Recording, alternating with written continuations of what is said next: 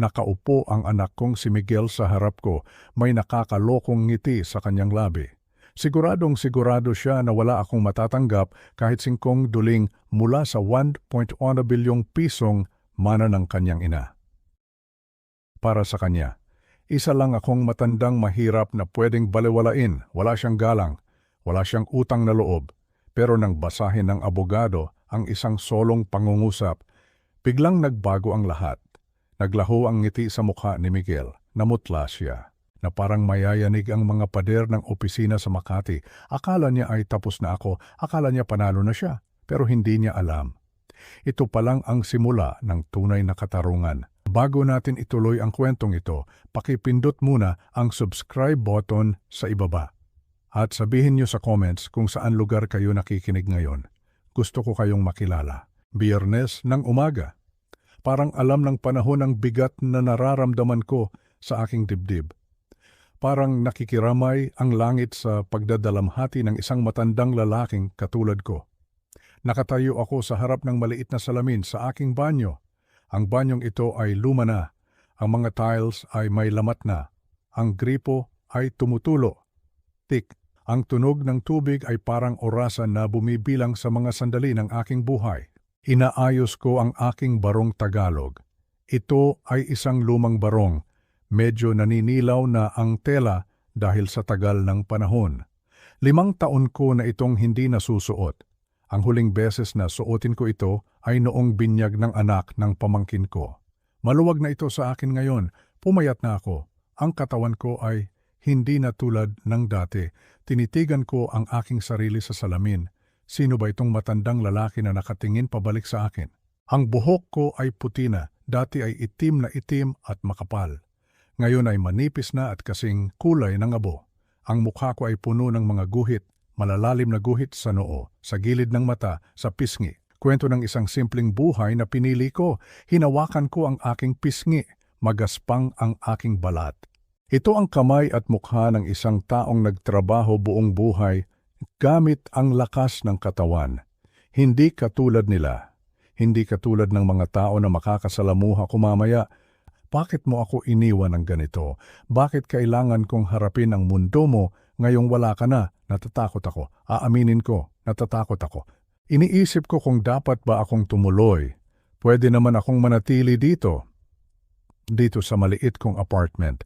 Ligtas ako dito, walang huhusga sa akin dito. Walang titingin sa akin ng mababa. Pwede akong magtimpla ng kape, maupo sa lumang sofa, at alalahanin ka na lang sa tahimik na paraan. Pero naalala ko ang pangako ko. Noong kami ay bata pa, noong kami ay nag-uumpisa pa lang, at wala pang laman ang bulsa kundi pag-ibig. Nangako kami sa isa't isa, till death do us part.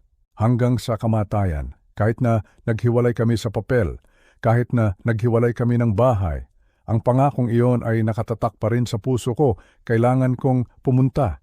Ito ang huling pagkakataon na makikita kita, kahit sa kabaong na lang, kahit sa malayo.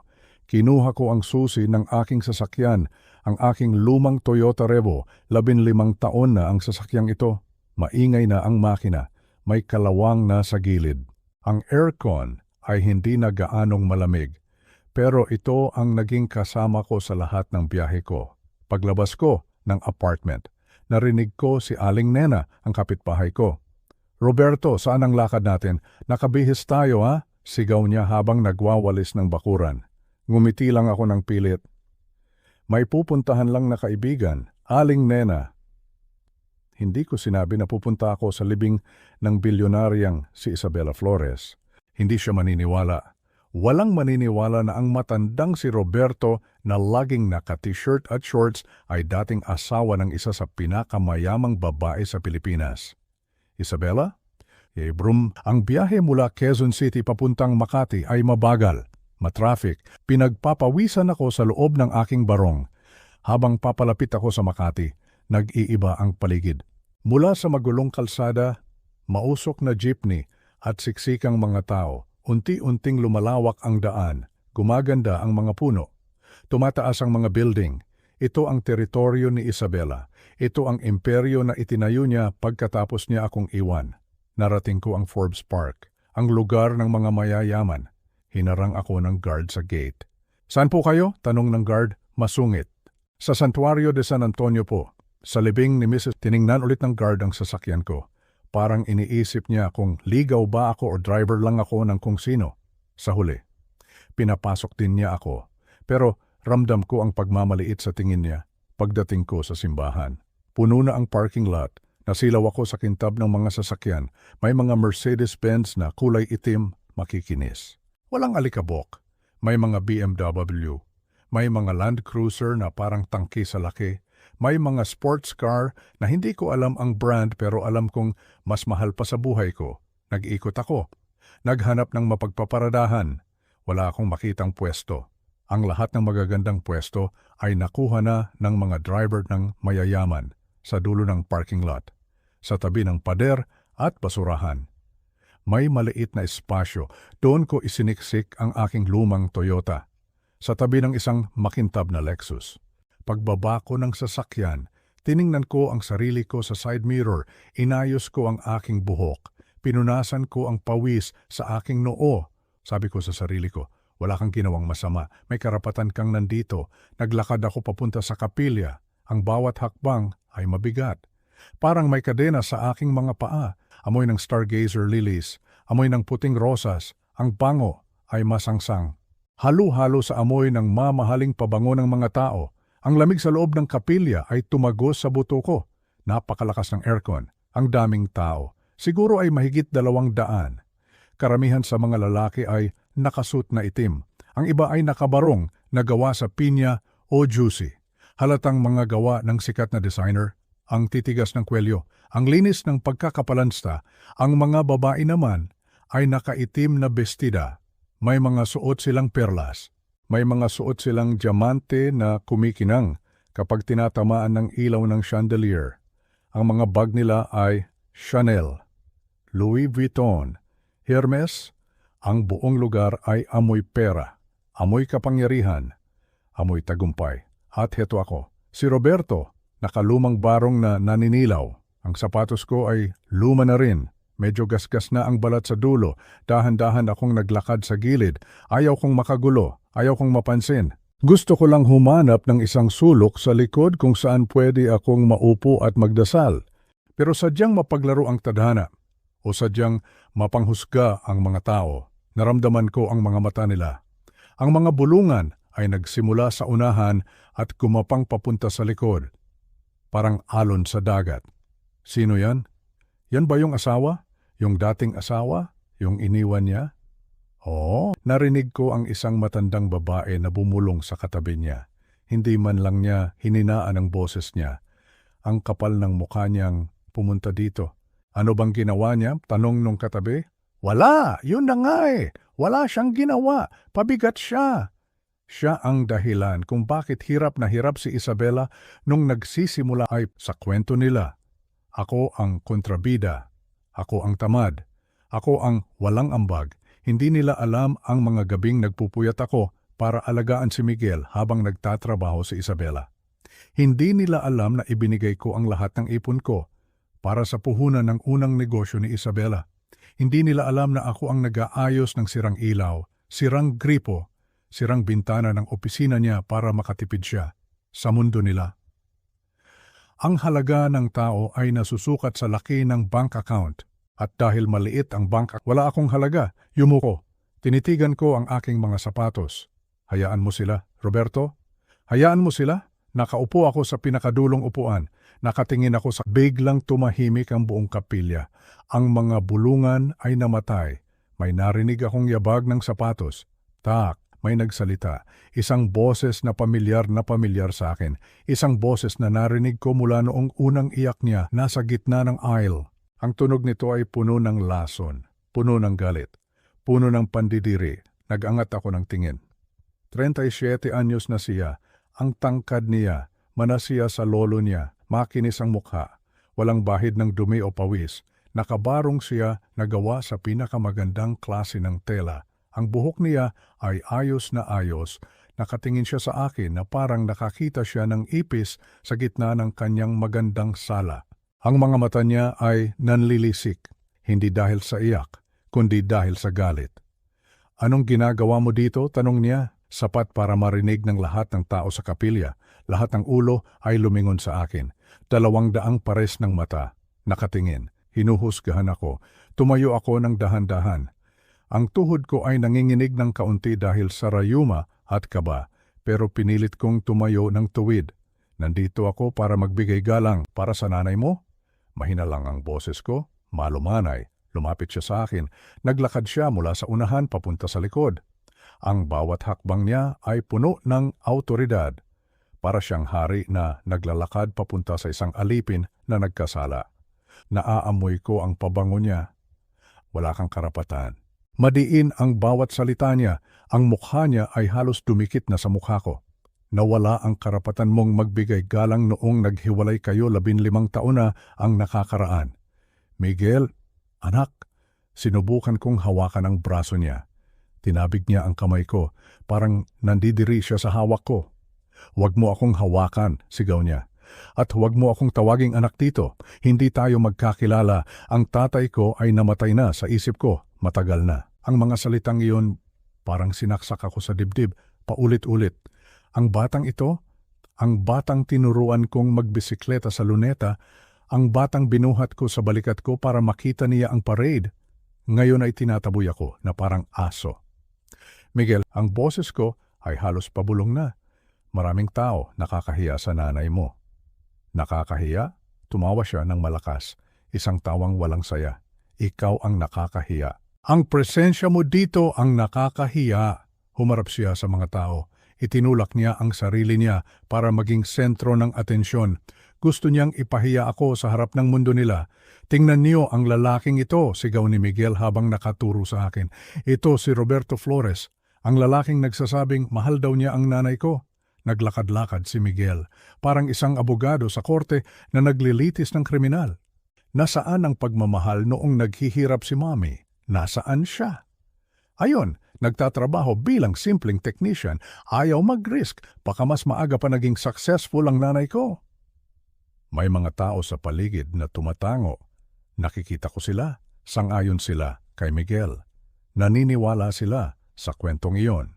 At ngayon, humarap ulit si Miguel sa akin. Ang mukha niya ay puno ng puot. Ngayong patay na si Mami, ngayong may naiwan na siyang yaman, biglang susulpot si Roberto, biglang magpaparamdam. Bakit? Naubusan ka na ba ng pera? Kailangan mo ba ng limos? Dukot si Miguel sa bulsa niya. Naglabas siya ng wallet. Kumuha siya ng ilang libong piso. Ito ba ang kailangan mo, pera? Heto, kunin mo. Inihagis niya ang pera sa mukha ko. Ang mga papel na pera ay lumipad sa hangin, tumama sa mukha ko, at dahan-dahang bumagsak sa sahig. Katahimikan, nakatayo ako doon. Ang mga mata ko ay nanlalabo dahil sa luhang pinipigil ko. Tiningnan ko ang pera sa sahig, tiningnan ko ang anak ko. Sa sandaling iyon, nawala ang takot ko, nawala ang hiya ko. Ang natira na lang ay awa. Awa para sa anak ko na naging ganito kasama ang ugali dahil sa pera. Awa para kay Isabela na hindi naturuan ang anak namin ng tamang asal. Huminga ako ng malalim, pinulot ko ang isang piraso ng pera sa sahig, pinagpag ko ito at dahan-dahan kong inabot pabalik kay Miguel. Hindi ko kailangan ng pera mo. Ang boses ko ay hindi galit. Ito ay boses ng isang ama, malumanay pero matatag. Hindi ako nandito para sa mana. Tumingin ako sa mga mata niya. Nandito ako dahil mahal ko ang nanay mo, minahal ko siya noong wala pa kaming pera, at mahal ko pa rin siya hanggang ngayon. Tinaas ko ang ulo ko. Ang pera ay Inilagay ko ang pera sa kamay niya. Itago mo yan, tumalikod ako. Naiwan si Miguel na nakatayo sa gitna. Hawak ang pera. Namumula ang muka. Hindi niya alam ang gagawin. Inasahan niyang magagalit ako. Inasahan niyang magwawala ako. Hindi siya handa sa katahimikan ko. Ang pare ay lumabas na para simulan ng misa. Nagsimula ang misa pero alam ng lahat ng tao sa ang tunay na drama ay hindi pa tapos. Tapos na ang misa. Unti-unting nag-alisan ang mga tao. Ang mga tunog ng makina ng mamahaling sasakyan ay parang dagundong ng kulog na papalayo. Naiwan ang amoy ng mga bulaklak na nagsisimula ng malanta sa init ng hapon. Lumapit sa akin si Attorney Cruz kanina. Sinabi niyang, kailangan ko sumama. Kailangan daw ako doon, sa opisina. Naglakad kami papunta sa kanyang opisina. Malapit lang ito sa simbahan. Nasa gitna ng Makati Business District. Nauuna maglakad si Miguel, ang anak ko. Ang bilis ng lakad niya. Parang hinahabol siya ng oras. Ang bawat hakbang ng kanyang makintab na sapatos sa semento ay may tunog na matigas. Tak, tak, tak. Parang sinasabi niyang, tabi kayo, dadaan ang hari. Ako naman, heto, nakasunod sa likod, hinihingal ng kaunti. Ang tuhod ko ay sumasakit na. Ang init ng araw ay tumatagos sa manipis na tela ng aking lumang barong. Pinagpapawisan ako. Pakiramdam ko ay isa akong alalay na sumusunod sa kanyang amo. Hindi man lang siya lumingon, hindi man lang siya nagtanong, "Tatay," pero sanay na ako. 15 taon na akong sanay na mag-isa. Pumasok kami sa isang napakataas na building, salamin ang buong harap. Nakikita ko ang reflection ko sa salamin habang papalapit kami. Katabi ng isang batang lalaki na mukhang galit sa mundo, sumakay kami sa elevator. Kaming 3 lang, si Miguel at ako. Ang tahimik sa loob ng elevator, nakakabingi ang katahimikan. Tiningnan ko si Miguel, nakatingin siya sa kanyang cellphone. Panay ang pindot niya. O baka ang mga kaibigan niyang mayayaman, ang mukha niya ay seryoso, kunot ang noo. Gusto ko sanang magsalita, pero natakot ako. Natakot ako na baka sigawan niya ulit ako. Kaya nanahimik na lang ako. Pinanood ko na lang ang numero sa elevator habang umaakyat kami. 10, 20, 30.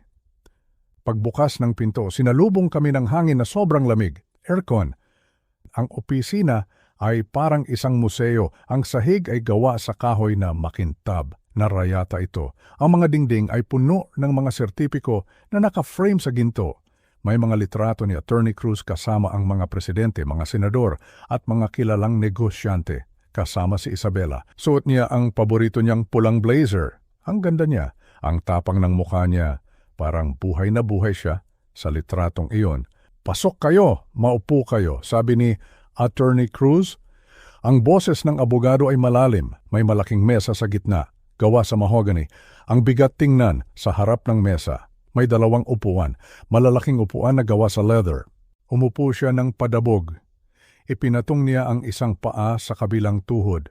Para siyang hari na umupo sa kanyang trono. "O, ano pang hinihintay mo?" tanong ni Miguel. Ang tono niya ay parang naiinip. "Umupo ka na dyan sa gilid para matapos na tayo." Dahan-dahan akong umupo sa kaliwang upuan. Ang lambot ng upuan, parang nilalamon ako nito.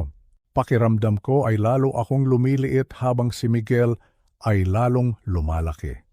Umupo siya sa kanyang swivel chair. Inayos niya ang kanyang kurbata. Kinuha niya ang kanyang salamin sa mata. Pinunasan niya ito gamit ang isang maliit na tela. Whip, whip, whip. Napakabagal. Halatang naiinip na si Miguel. Panay ang tingin niya sa kanyang relo. Isang Rolex na ginto. Tick.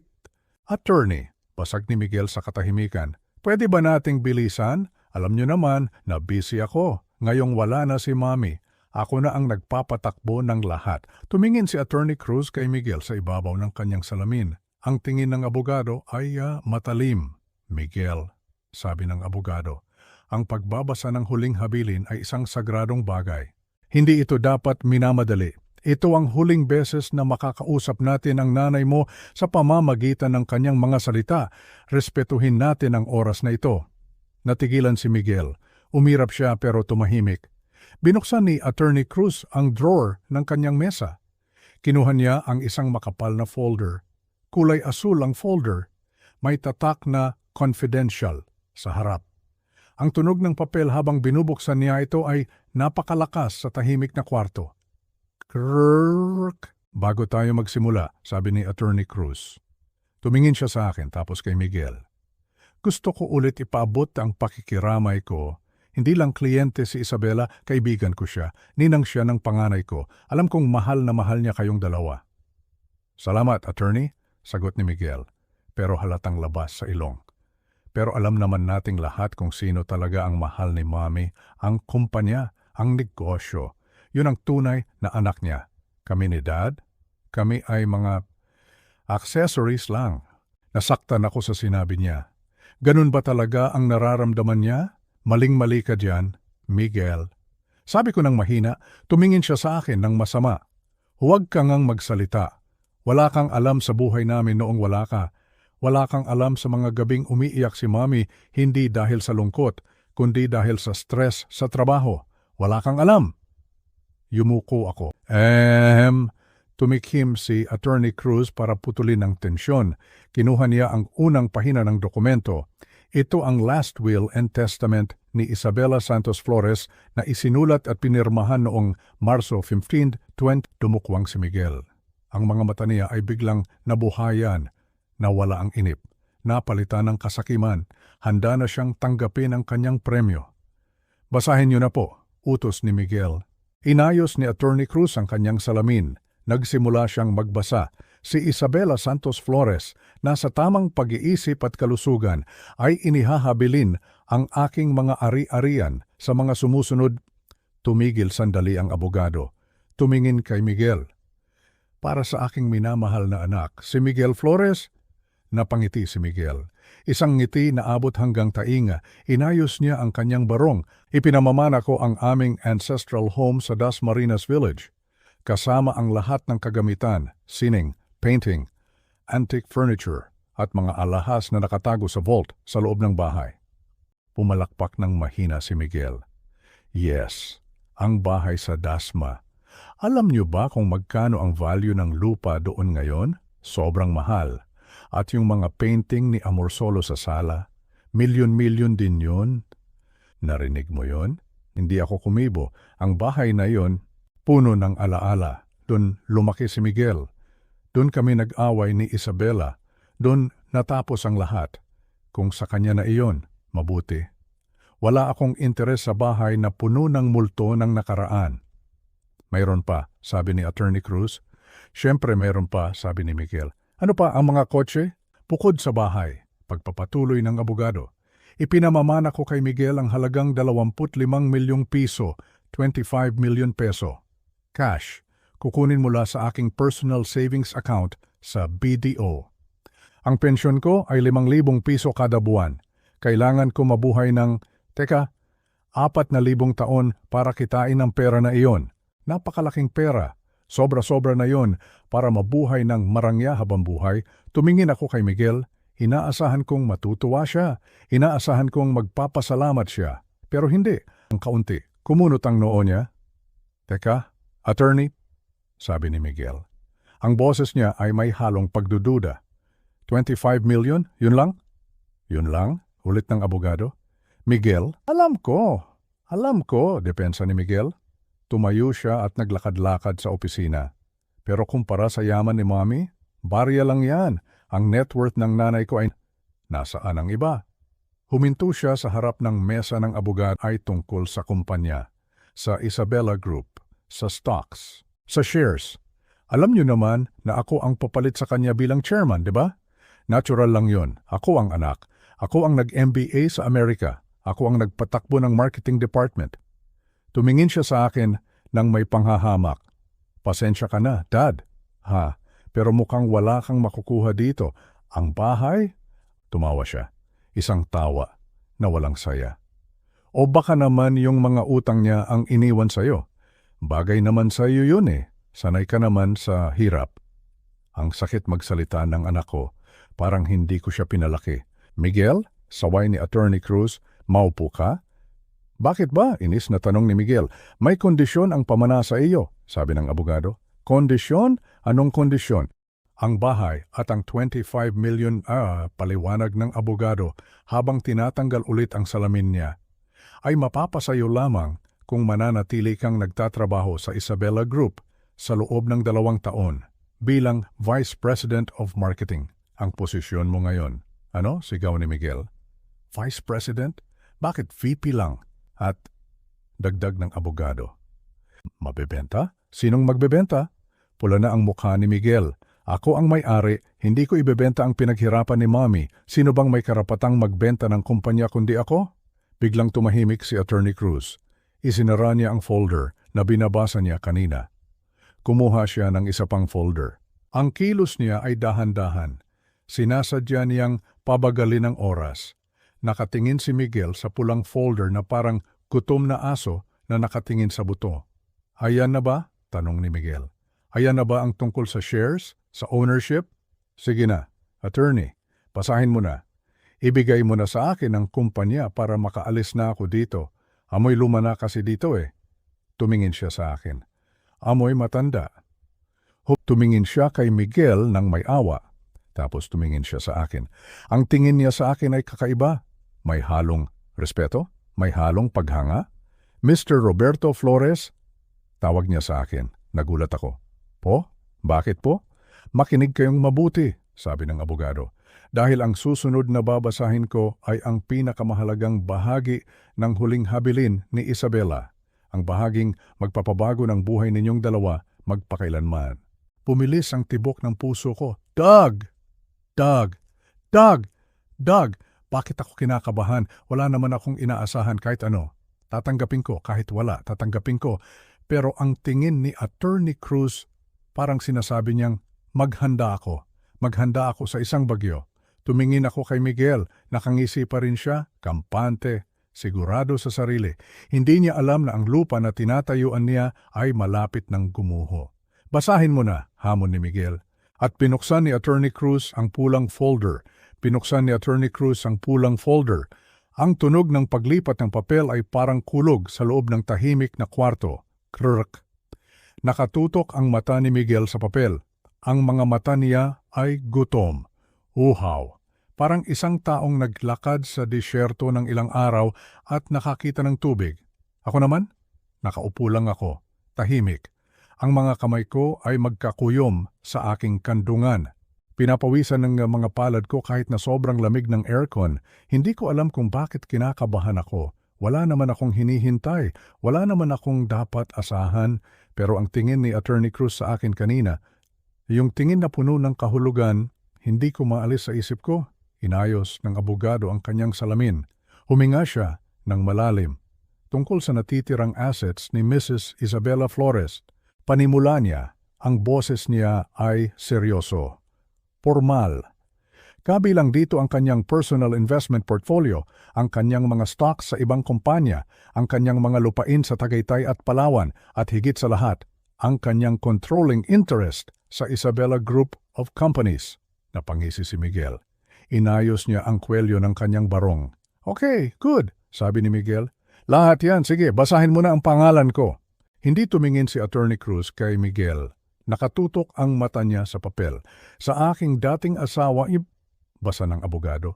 Natigilan si Miguel. Nawala ang ngisi sa labi niya. Kumunot ang noon niya. Teka, ano? Tanong ni Miguel.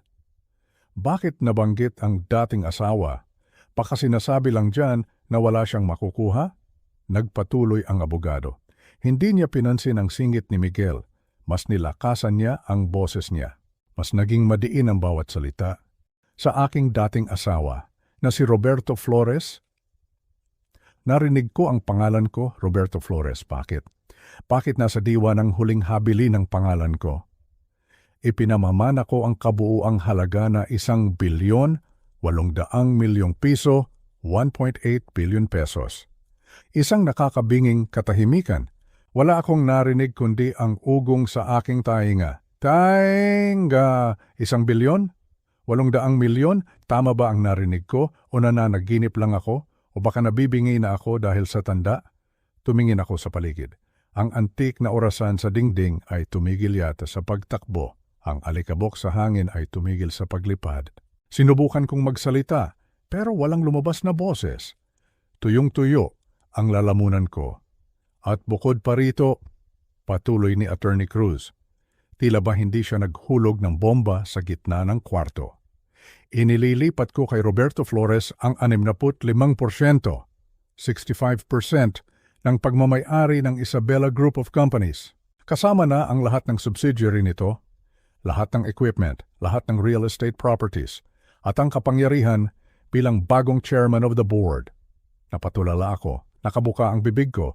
Ako, si Roberto, ang taong namomroblema sa singil ng kuryente buwan-buwan, ang taong nag-aabang ng sale sa palengke para makatipid sa ulam, ang taong nagkukumpuni ng sirang electric fan ng kapitbahay para may pambili ng gamot. Malakas na malakas. Sinipa niya ang kanyang upuan at tumama ito sa pader sa likod. Blag. Ang mukha niya ay hindi ko maipinta. Namumula sa galit na parang sasabog ang mga ugat sa leeg at noo niya. Ang mga mata niya ay nanlilisik, parang lalabas sa kanyang bungo. Boom! Sinungaling ka, sigaw ni Miguel kay Attorney Cruz. Ang laway niya ay tumatalsik sa hangin. Pinabasa mo ng mali. Imposible yan. Hindi pwedeng mangyari yan. Akin ang kumpanya, ako ang anak. Ako ang dugo niya. Maupo ka, Miguel, mahinahong sabi ng abogado. Hindi siya natinag, sanay siya sa ganitong eksena. Hindi ako iupo! Sigaw ni Miguel. Ang boses niya ay nanginginig sa puot. Parang hayop na nasugatan. Niloloko niyo ako? Paanong mapupunta sa kanya ang lahat? Sa kanya, tinuro niya ako. Ang daliri niya ay nanginginig at nakatutok sa mukha ko. Sa matandang yan, na walang alam sa negosyo, na walang pinag-aralan kumpara sa akin, 1 bilyon, nahihibang na ba kayo? Humarap siya sa akin. Ang mga mata niya ay puno ng puot, puno ng pandidiri, puno ng pagkabigla. Ikaw, turo niya sa akin. Lumapit siya, natakot ako. Akala ko sasaktan niya ako, umurong ako sa upuan ko. Naramdaman ko ang lamig ng leather sa likod ko. Anong ginawa mo? Tanong niya. Ang boses niya ay mababa pero puno ng lason. Anong ginawa mo sa nanay ko? Wala, sagot ko. Nanginginig ang boses ko. Wala akong ginawa. Miguel, maniwala ka. Hindi ko alam ito kahit ako nagulat. Sinungaling, sigaw niya. Mas malakas kaysa kanina. Hindi ibibigay ni Mami ang pinaghirapan niya sa isang tulad mo ng walang dahilan. Minanipula mo siya. Kinausap mo siya noong may sakit siya. No? Nagpapalakad-lakad siya sa loob ng opisina. Kinugulo ang kanyang buhok na parang baliw. Kinamit mo ang awa. Kinamit mo ang drama. Nagpaawa ka sa kanya noong nasa ospital siya. Sinabi mo na naghihirap ka para makonsensya siya. Hindi totoo yan, depensa ko. Hindi ko nga alam na nasa ospital siya. Hindi ko siya nakausap ng 15 taon. E di ginayuma mo siya, bulyaw niya. Baka may ginawa kang milagro, black magic, kulam, budol-budol. Dahil walang matinong tao ang magbibigay ng bilyon-bilyon sa isang loser na katulad mo. Masakit. Sobrang sakit ng mga paratang niya, loser, talunan. Ganun ba talaga ang tingin niya sa akin? Ang sarili niyang ama? Miguel, tawag ni Attorney Cruz, ang boses ng abogado ay matigas na. Tumigil ka na sa mga paratang mong walang basehan. Humarap si Miguel kay Attorney Cruz. Wala akong basehan? Tumawa si Miguel ng malakas, tawa ng isang taong nawawala sa sarili. Attorney, kilala mo ang nanay ko, matalino siya, prudent siya. Hindi siya basta-basta nagtatapon ng pera, kaya sigurado ako na hindi siya nasa tamang pag-iisip noong pinirmahan niya yan. Itinuro niya ang folder. Idedemanda ko kayong lahat. Papatunayan ko na mentally incompetent ang nanay ko. Papatunayan ko na ulyanin na siya, na may demensya siya. Hindi niya alam ang ginagawa niya nang ibigay niya ang kumpanya sa walang kwentang lalaking yan. Tama na, Miguel. Ang boses ni Attorney Cruz ay dumagundong sa kwarto. Parang kulog. Tumayo ang abogado. Ipinakita niya ang autoridad na meron siya bilang isa sa pinakarespetadong abogado sa Maynila. Ang mukha niya ay seryoso, walang takot. Huwag mong insultuhin ang alaala ng nanay mo, madiin na sabi ni Attorney Cruz, at huwag mo akong paratangan ng krimen sa loob ng opisina ko dahil baka makalimutan kung ninong mo ako. Tumahimik si Miguel sandali, pero ang dibdib niya ay habol pa rin ng hininga. Ang mga mata niya ay parang papatay ng tao. Pinuksan ni Attorney Cruz ang drawer ng kanyang mesa. Kinuha niya ang isa pang folder, kulay puti naman ngayon. Inilatag niya ito sa mesa ng padabog. Pak, basahin mo ato, Miguel, utos ng abogado. Ano to din? Tanong ni Miguel. Mga medical certificate mula sa mga pinakamagaling na doktor sa St. Luke's Medical Center, mga psychiatrist, mga neurologist, mga espesyalista sa utak. Pinuksan ng abogado ang folder at ipinakita ang mga papel. Bago pirmahan ng nanay mo ang diwa ng last will and testament, paliwanag ng abogado, sumailalim siya sa 3 magkakaibang psychological evaluation. Tiningnan siya ng mga eksperto, tinest ang memorya niya, tinest ang logic niya, tinest ang katinuan niya. Tumingin si Attorney Cruz kay Miguel. Narito ang mga patunay. Ang nanay mo ay nasa perpektong katinuan, sound mind and body. Malinaw ang isip niya, matalas ang memorya niya, alam na alam niya ang ginagawa niya. Walang pumilit sa kanya, walang nanakot sa kanya, at lalong walang gumayuma sa kanya.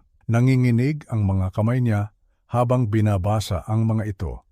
Hinahanap niya ang butas, hinahanap niya ang mali. Pero wala. Pinitawan ni Miguel ang mga papel. Pumagsak ang mga ito sa sahig. Tumingin si Attorney Cruz kay Miguel ng may halong awa. Isang awa na mas masakit pa kaysa sa galit. "Sinadya niyang gawin ito, Miguel," sabi ng abogado ng mahina. "Sinadya?" tanong ni Miguel. "Anong ibig mong sabihin?"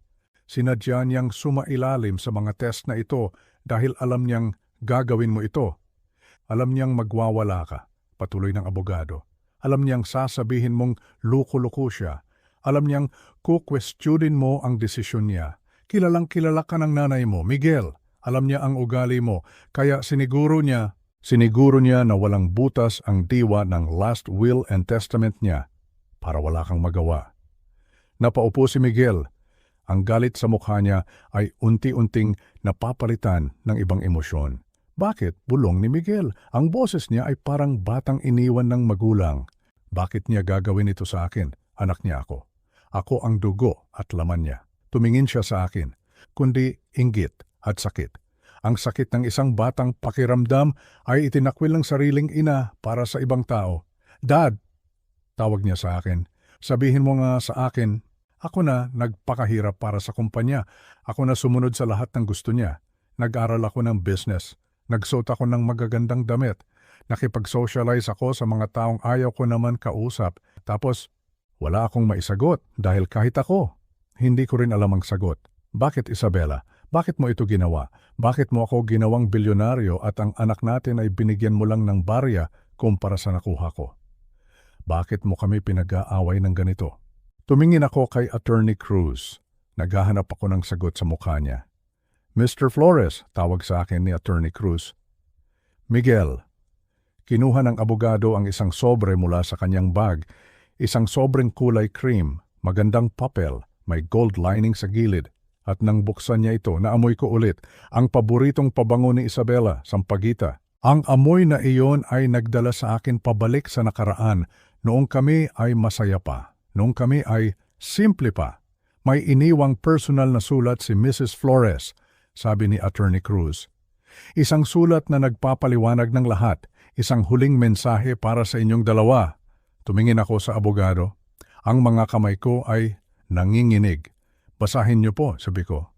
"Ang boses ko ay mahina. Kailangan naming malaman. Kailangan naming maintindihan kung bakit." Nakatulala lang si Miguel sa sahig. Ang kanyang mundo ay gumuho na.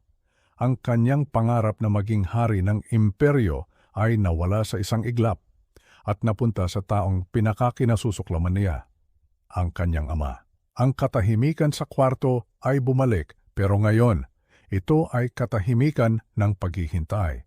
Katahimikan bago malaman ang katotohanan. Si Isabela ay patay na, pero sa loob ng sobrang iyon, buhay na buhay pa rin ang kanyang mga salita. At handa na siyang ibigay ang huling hatol. Dahan-dahang binuksan ni Attorney Cruz ang sobre, ang tunog ng papel ay napakalakas sa loob ng tahimik na kwarto. Krrk. Inilabas niya ang laman nito, 3 pahina ng sulat. Sulat kamay. Ang tinta ay kulay asul, ang sulat kamay ni Isabela. Kilalang kilala ko ang sulat na iyon, ang mga letrang bilugan, ang mga linyang maayos. Naamoy ko ang pabango niya. Sampagita. Ang amoy na iyon ay parang multo na yumakap sa akin. Bigla akong dinala pabalik sa nakaraan, noong kami ay bata pa, noong kami ay masaya pa. "Makinig kayo," sabi ni Attorney Cruz. Ang boses niya ay malumanay pero seryoso. "Ito ang mga salita ng nanay ninyo mula sa kabilang buhay." Tumikhim ang abogado at nagsimula siyang magbasa. "Mahal kong Roberto, pagkarinig ko pa lang sa pangalan ko, tumulo na ang luha ko, mahal kong Roberto. Ilang taon ko na bang hindi narinig na tawagin niya akong mahal? Mahal kong Roberto." Kung binabasa ito ni Attorney Cruz ngayon, ibig sabihin ay wala na ako. At sigurado ako, nakaupo ka dyan sa opisina. Nagtataka, nalilito. Baka nga iniisip mo na nababaliw na ako dahil ibinigay ko sa iyo ang lahat. Napangiti ako ng mapait. Kilalang kilala niya talaga ako. Roberto, na isa kang talunan kumpara sa akin. Tumingin si Attorney Cruz sa akin bago nagpatuloy.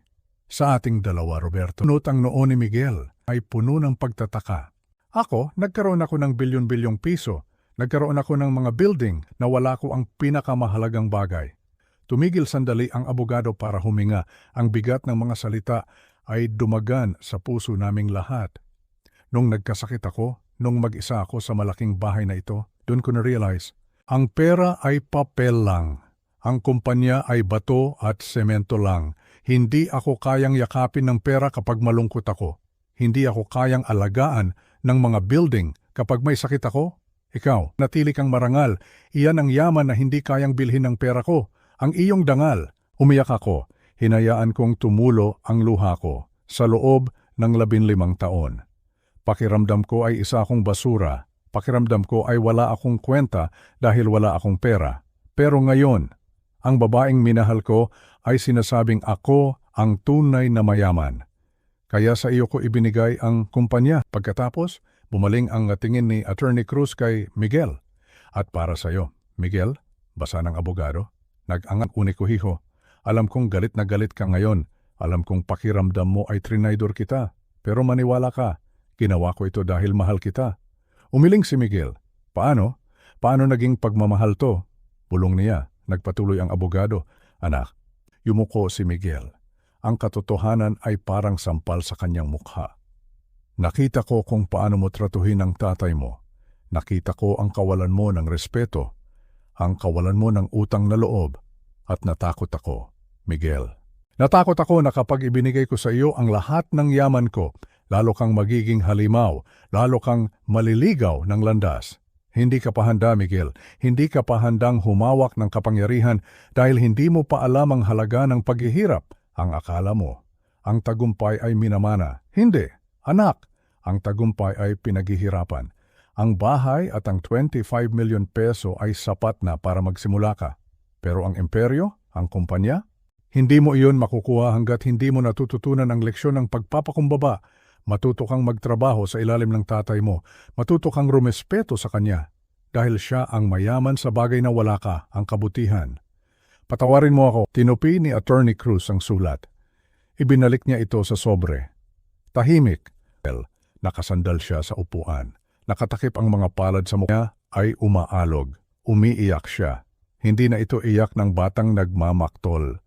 Ito ay iyak ng isang lalaking nasaktan ng Hindi ako tumayo bilang isang bilyonaryo, tumayo ako bilang isang ama. Lumapit ako kay Miguel, inilagay ko ang kamay ko sa balikat niya. Ang balikat na laging nakataas. Miguel, tawag ko. Nag-angat siya ng tingin, pula ang mga mata niya, basag ang boses niya. Dad, sabi niya, totoo ba? Totoo ba na masama akong tao? Totoo ba na wala akong kwenta? Lumuhod ako ng kaunti para magkapantay ang mukha namin. Hindi ka masamang tao. Naligaw ka lang. Hinawakan ko ang kamay niya. Ang pera, nawawala yan. Pero ang pagiging tao, ang pagiging mabuti, yan ang pundasyon na hindi matitinag. Dad, sorry sa lahat ng sinabi ko. Niyakap ko siya. Mahigpit. Ito ang unang beses na niyakap ko ang anak ko sa loob ng 15 taon. Ang tigas ng katawan niya ay lumambot. Umiyak siya sa balikat ko tulad noong bata pa siya. Pinapatawad na kita? Miguel! Pulong ko. Pinapatawad na kita. Tumingin ako kay Attorney Cruz. Nakangiti ang abogado. Tumango siya sa akin. Mr. Chairman, tumayo ako ng tuwid. Inayos ko ang aking lumang barong sa sandaling iyon. Hindi ko na naramdaman na luma ang damit ko. Hindi ko na naramdaman na ako ay maliit. Salamat, attorney, sabi ko. Pumaling ako kay Miguel. Miguel, may trabaho tayong gagawin. Bukas na bukas, papasok ka sa opisina. Hindi bilang boss. Turuan kita kung paano maging tao bago ka maging negosyante. Tumango si Miguel. Opo, Dad. Opo. Lumabas ako ng opisina. Ang hapon ay naging gabi na. Ang mga ilaw ng Makati ay nagsimulang sumindi. Kumikinang ang lungsod. Huminga ako ng malalim. Ang hangin ay sariwa. Tumingala ako sa langit. May isang bituin na nagniningning ng maliwanag sa gitna ng kadiliman. Salamat, Isabela. Bulong ko, salamat sa huling regalo mo. Hindi ang pera, kundi ang pamilya ko. Ipinapangako ko. Aalagaan ko sila. Naglakad ako patungo sa aking lumang sasakyan. Ako si Roberto Flores, isang dating technician, isang dating asawa. At ngayon, ako ay isang ama na nabigyan ng pangalawang pagkakataon. Napatunayan ko na sa wakas na ang tunay na tagumpay ay hindi nasusukat sa laman ng bulsa, kundi sa laman ng puso. Ang katarungan ay hindi laging tungkol sa paghihiganti. Minsan, ang pinakamatamis na katarungan ay ang pagpapatunay na ang kabutihan ay hindi kailanman matatalo ng kasamaan. Kung nagustuhan nyo ang kwentong ito, huwag kalimutang i-like ang video at mag-subscribe sa ating channel. I-share nyo rin ang inyong opinion sa comments. Naniniwala ba kayo na ang ugali ay mas mahalaga kaysa sa yaman? Hanggang sa muli.